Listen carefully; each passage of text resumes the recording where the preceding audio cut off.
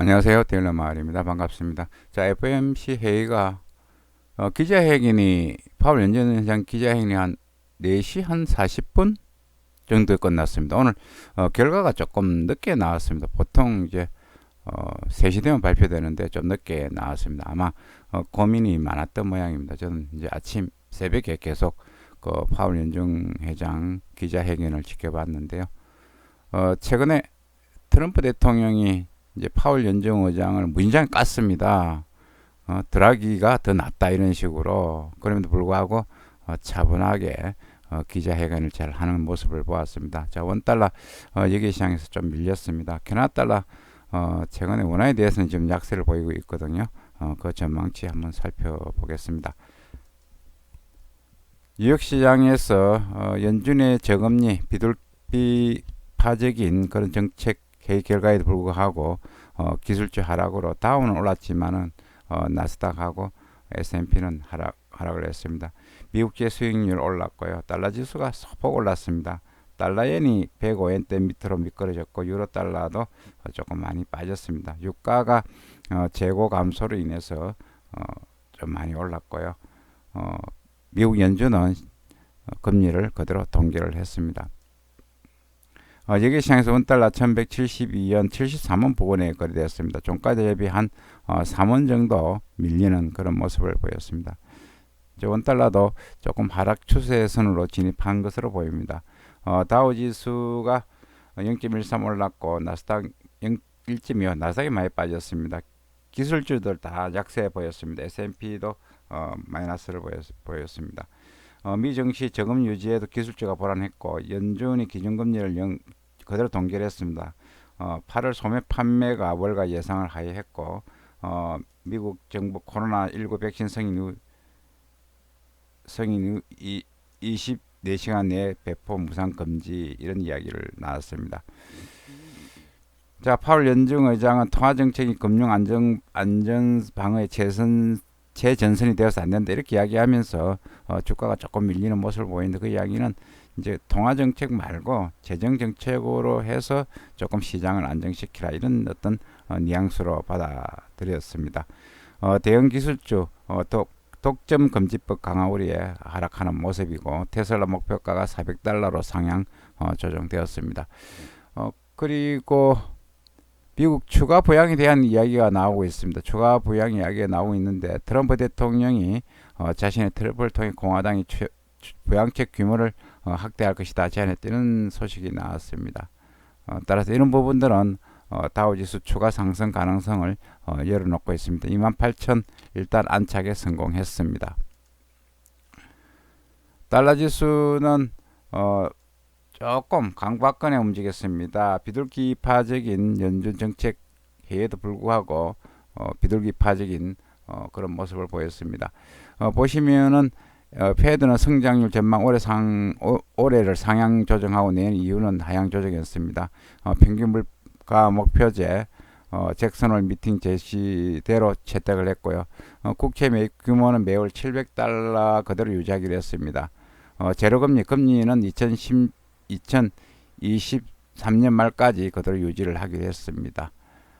따라서 비둘기파적인 내용이 계속 나왔는데 계속 그 고용을 위해서 계속 지원을 하겠다 이런 이야기도 했습니다. 그럼에도 불구하고 달러 지수는 강보합권에 움직였습니다. 유로 달러 조금 빠졌고요. 달러엔이 105엔 밑으로 떨어졌습니다.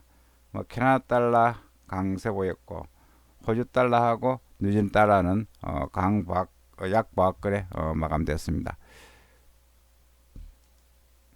중국 위안화가 계속 이제 강세를 보이고 있는데 6.74까지 지금 밀렸습니다. 중국의 경제 지표들 계속 좋게 나오면서 중국 위안화가 강세를 보이고 있고 또 중국 인민은행이 고시를 갖다 굉장히 강하게 지금 하고 있거든요. 고시를 강세 쪽으로 하고 있습니다. 따라서 위안화 추가 강세가 예상되는 그런 부분들. 우리 원달러도 위안화 전일 그 서울 외환시장에서 위안화 강세 때문에 원달러가 조금 많이 빠진 그런 어떤 부분이 있습니다. 따라서 위안화 움직임 지켜볼 필요가 있습니다. 코스피는 기관 투자가 차익 실현 매물이 최대면서 5거래일 만에 하락했습니다. 외국인은 천억대 순매수. 이제 워낙 강세로 가니까 외국인들이 이제 슬슬 들어오는 그런 모습을 보이고 있습니다. 개인들은 팔고 외국인들은 사고, 기관 팔고 이런 모습들이거든요. 따라서 코스피 오늘 제가 볼 때 오늘은 조금 혼전을 보일 가능성이 높습니다. 그러나 전체적으로 아직까지 코스피는 더 강세 기조를 유지할 가능성이 있어 보입니다. 자, 원달러 많이 이제 1180원대로 주저앉으면서 제가 볼 때는 이제 하락 추세선으로 접어드는 그런 어떤 느낌이 들고 있습니다.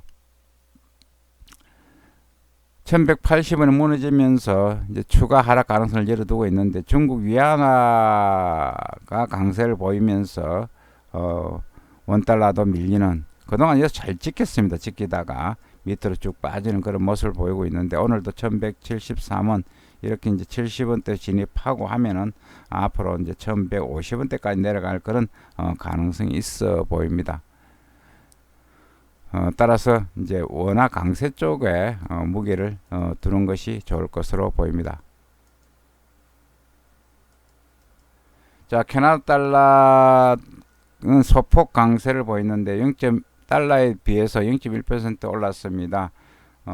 캐나다 연율 인플레이션율은 8월달 0.1%였습니다. 유가가 오르면서 캐나다 달러 강세를 보였는데요.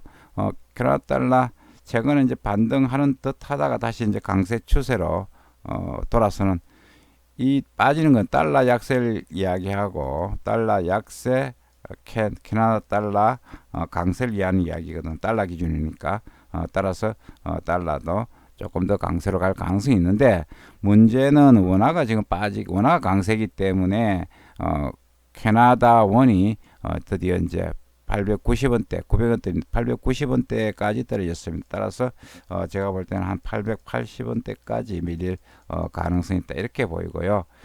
캐나다 인플레이션이 연율로 0.1% 8월 달에 음식 가격은 올랐으나 가솔린 가격이 떨어지면서 그렇게 물가가 많이 오르지 못했습니다. 그리고 캐나다 핵심 인플레이션은 1.6에서 1.7%로 상승을 했습니다. 금 가격은 추가 부양책에 불구하고 FOMC 저금리 유지에 상승을 했습니다. 금도 최근에 뭐 그렇게 많이 움직이지 않고 있습니다. 좁은 레인지 거래를 계속 지속하고 있습니다. 이상 국제금융시장 서울 외환시장에 대해서 살펴봤습니다. 즐거운 투자 되시기 바라겠습니다. 감사합니다.